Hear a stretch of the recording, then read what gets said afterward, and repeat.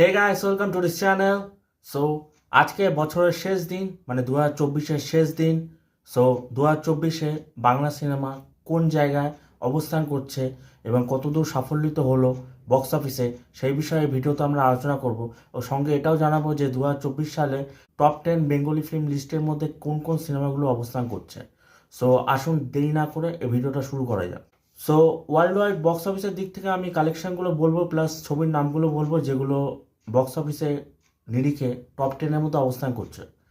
So 2024-এ প্রথম থেকে শেষ পর্যন্ত যতগুলো বাংলা সিনেমা রিলিজ করেছে তার মধ্যে টপ 10-এর মধ্যে লাস্ট 10 নম্বরে অবস্থান করছে রাজ চক্রবর্তী পরিচালিত এবং আবির চক্রবর্তী ও শুভশ্রী গাঙ্গুলি অভিনীত বাবলি ছবিটি, যেটা 1.5 crore world wide box office income করেছে। এবং তার পরবর্তী 9 নম্বরে অবস্থান করছে অতি উত্তম নামে সিনেমাটি, যেটা 1.6 crore বক্স অফিস ইনকাম করেছে। এবং তার পরবর্তীতে 8 নম্বরে অবস্থান করছে নয়ন রহস্য, যেটা 1.8 crore বক্স অফিস ইনকাম করেছে। তারপর 7 নম্বরে অবস্থান করছে এটা আমাদের গল্প মুভিটা, যেটা অভিনয় করছে অপরাজিতা আড্ড এবং কৌশিক সেন মতো অভিনেতারা, সেটা ইনকাম করছে 2 crore বক্স অফিসে। 6 নম্বরে অবস্থান করছে সন্তান মুভিটা, রাজ চক্রবর্তী পরিচালিত এবং ঋত্বিক চক্রবর্তী, শুভশ্রী গাঙ্গুলি এবং মিঠুন চক্রবর্তী অভিনীত সন্তান মুভিটা, এটা 2.1 crore বক্স অফিসে ইনকাম করেছে। তার পরবর্তীতে 5 নম্বরে অবস্থান করছে জিৎ অভিনীত এবং জিৎ প্রযোজিত গ্রাসরুট এন্টারটেনমেন্ট প্রাইভেট লিমিটেড প্রযোজিত বুমেরাং সিনেমাটা, এটা 2.5 crore বক্স অফিসে ইনকাম করেছে।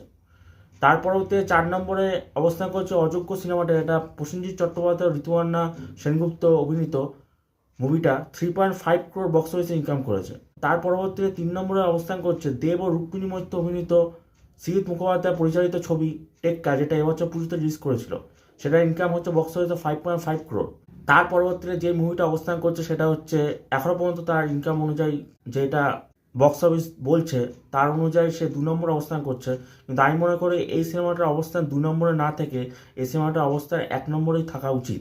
কারণ এই সিনেমাটা যে ধারায় এগোচ্ছে আর যে পরিমাণ হাইপ দর্শকের মধ্যে আছে, তাতে মনে করি বক্স অফিসে এটা 1 নম্বর স্থানে যোগ্য অবস্থান।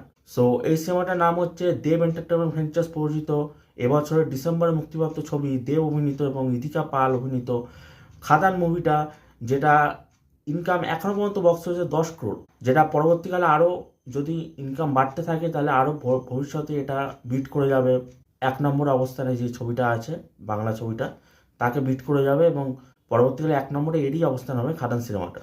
ও 1 নম্বরে আছে যে সিনেমাটা, সেটা হচ্ছে পুজোর মুক্তিপ্রাপ্ত এবছর উইন্ডোজ প্রোডাকশন প্রযোজিত আবির চট্টোপাধ্যায়, রীতাভরি চক্রবর্তী এবং সূর্যপ্রসাদ মুখোপাধ্যায় অভিনীত নন্দিতা রায় ও সূর্যপ্রসাদ মুখোপাধ্যায়ের পরিচালিত ছবি বহুরূপী, যেটার gross world wide income 17.25 crore এখন পর্যন্ত, যেটা বাংলা ছবির ইতিহাসে রেকর্ড করেছে।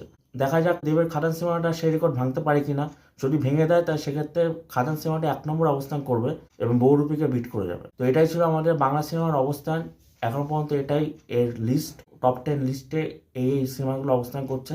সো আপনাদের এই সিনেমাগুলোর মধ্যে কোনগুলো ভালো লেগেছে অবশ্যই জানাবেন। তবে কিছু কিছু ওয়েল ডিজার্ভিং সিনেমা ছিল যেগুলো মধ্যে আছে হচ্ছে জিয়াস অভিনীত মেন্টাল, তারপর অঙ্কুশে অভিনীত মির্জা এবং বিক্রম চ্যাটার্জি অভিনীত পারিয়া। এই সিনেমাগুলো ওয়েল ডিজার্ভিং ছিল, তবে এরা কোনো কারণে এরা ডিস্ট্রিবিউশন লেভেল কম ছিল বলে, হয়তো কোনো কারণে বা দর্শকের মধ্যে সেই পরিমাণ রেসপন্স করতে পারেনি বলে সেই জন্য টপ 10 লিস্টে জায়গা করতে পারেনি। তবে এরাও ওয়েল ডিজার্ভিং ছিল। তো আশা করি আপনাদের এই ভিডিওটা দেখে অবশ্যই ভালো লেগেছে। চ্যানেলে নতুন হলে অবশ্যই লাইক, কমেন্ট ও সাবস্ক্রাইব করবেন। Thank you.